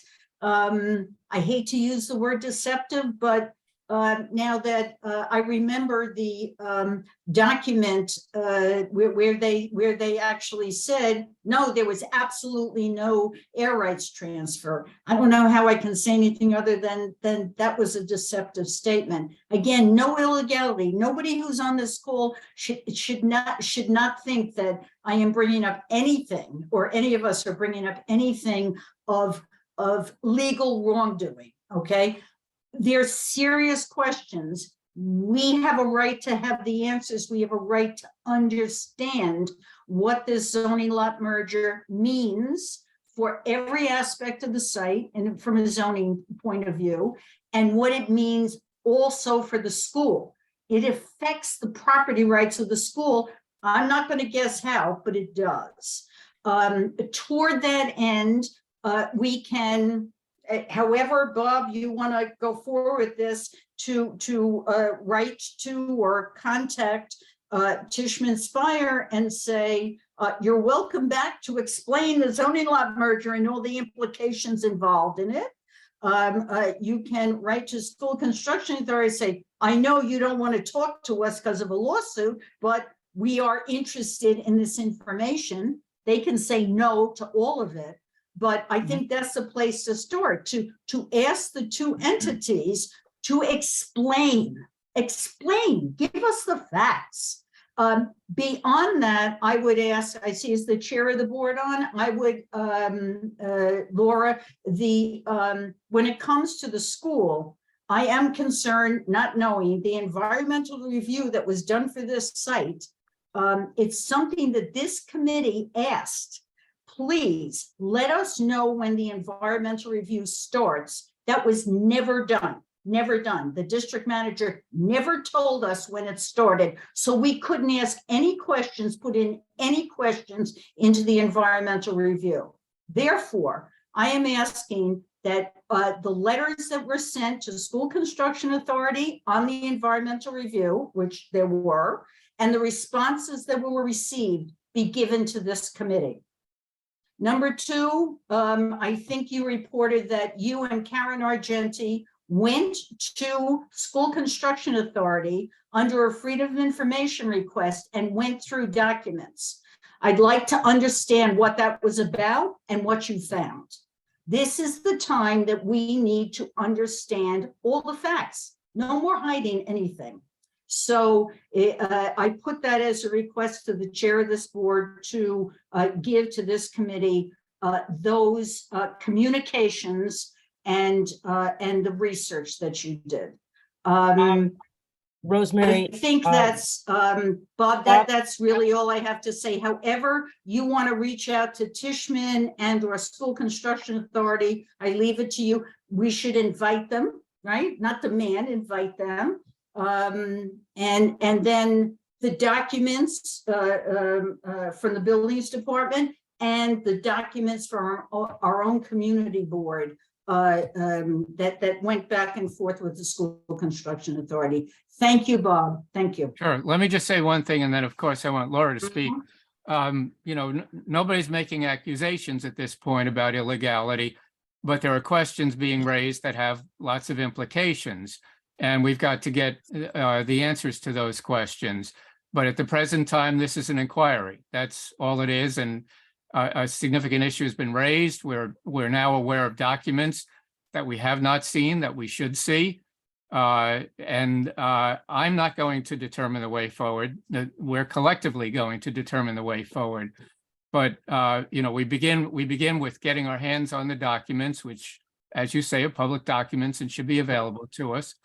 And then we'll take up the issue with the School Construction Authority and with Tishman. And then once we've got all the information in hand, we'll convene and figure out the best way forward. But with regard to the specific questions that you raised about Laura and Karen Argenti and documents that were reviewed or so on, Laura should speak to that, and I'm going to turn it over to Laura to do that. Well, we will get the documents, and I think it was about 2-3 weeks ago, I wrote the School Construction Authority and I invited them and I told them I expected them to honor what they said back at the beginning, that they would be returning in the late spring, independent of lawsuit, schmawsuit. And they did respond that they would come back. Most probably, I wanted May. They said it'd be May, June. And that's it, to discuss the design, the construction, and the site plan, the issues that we have questions about. So I did send that communication to Sylvia, Chuck, at that time. That was a few weeks ago. You may recall that Bob Finuzzi and I, who was chair of ENS, wrote the School Construction Authority, I think it was December and February, talking about that we wanted to be involved in the environmental review and that we had concerns. We did not get the environmental review until the very end of June of 22, at which time the discussion period was over. At this juncture, Rosemary, I'm so glad you did raise all these questions, and we will get started on it immediately with the two agencies. I think what's been summarized, what needs to be done will be done. Thank you, Laura, and the documents would be very much appreciated, okay? Definitely. Okay, I think if there's any other new business or old business, I think, Chuck, you can take the chair back at this point. Thank you. I believe it was David who said he had something else. No, that was it, the square footage that Tishman claimed. Okay. Is there anybody who has any old business or new business? Do I have a motion to adjourn? Motion. No, you don't, because we have minutes to approve. Oh, damn it, you are so right. You are so right. You have, I believe, received a copy of the minutes. Are there any corrections or modifications with respect thereto? There were minutes from February and minutes from March. Hi, Chuck. I just have a request on the March minutes, and it was just an addition if possible. And that was, it was stated in there that it was an as of right build, and I just thought it was important to note at the meeting, I did state that even with as of right builds, they still must, a developer must still comply with zoning. And where public money is used, there's still public discretion where the community can speak to its elected officials and agencies. And I would just simply ask that that statement that I made at the meeting be included. Put it together in a piece. I'll draft it and send it right to you. I'll try to get it from the videotape, the exact verbiage. Lee, Just to make a note of correction, I should be marked absent at the March. Oh, meeting. yeah, Luke saw that. Yeah, no, I he mentioned. got it back, to Luke. I yes. just want to make sure it's done. Yeah. Thank you. before we do adjourn, let me just make a comment amplifying on something I said before. I really feel, maybe you disagree with me, and that is certainly you're right. And you may be right, and I may be right. No, not clear. We've got to start getting into substantive issues and getting them out and getting it done. That's why I sent these documents in advance. If people have these kind of reservations, they should have gotten them the way Rosemary did. We've got to do it. We've got a lot of work to do. And if we don't want to do that and just have a debating society so we can see our name in print, that's up to you. But I have to tell you, there is a reporter I know who called to my attention the significant difficulty that people had in finding apartments in this area, in this community, that fit their budget. So I, together with a couple of other people, started to look around to see what was available. Fazio came up with a list of the buildings that have been built and where they are and what they're charging. And it raised a question. At the same time, there's an organization, I believe it's called the Manhattan Institute, that maintains and does so passionately with a lot of public support, that this community is opposed to affordable housing, is opposed to anything and everything that it doesn't really like or doesn't really want. This community can't afford that kind of a reputation. And so we've got to just start doing these things if we want to do them. If we don't, what do we need a land use committee for? What do we need a board for? So I think people have got to start thinking about that. I appreciate the fact that Dan does his homework and comes up with comments, and Bob does. There are those who just make comments and just leave it at that. So it's important, in my view, that we start to get things done. Amelia. Yes, sir, you may not like this, but I'm raising the February 6th minutes where there is a note within the text. It's paragraph C where it says, that was the meeting, if you recall, when you considered and eventually decided to recluse yourself on chairing on the topic. But the text says the chair advised that his dual position was noted and approved by the New York City Conflict of Interest Board. And I assume that this is because Marty Wolfpoff took the minutes, but this was his comment, not in the land use meeting, but in an LRE meeting. So I suggest that part where it says that COIB sort of approved the dual position just be taken out, but up to your consideration. But I'm fairly certain, and I think I listened also to the recording where that part was said not in land use, February 6th, but in LRE that followed. Thank you. Anybody else? On the motion to adjourn? No, do we do the minutes? No. Oh, we didn't vote on it. Rosemary. Right. We have to vote on the minutes as amended. Correct. And Mhm. Do I have a motion to approve the minutes as amended? As amended. Motion to approve. Motion. All those in favor? Second. Any discussion? All those in favor? Contrary minded? Done. Thank you very much. Just in time for the tip off of the Final Four final. Timing. Nice. Okay, we're adjourning, yes? Yes, we are, but Dan, don't forget to get that to me via email if you can, as soon as you can, all right? Okay. Thanks. Right. Bye. Right.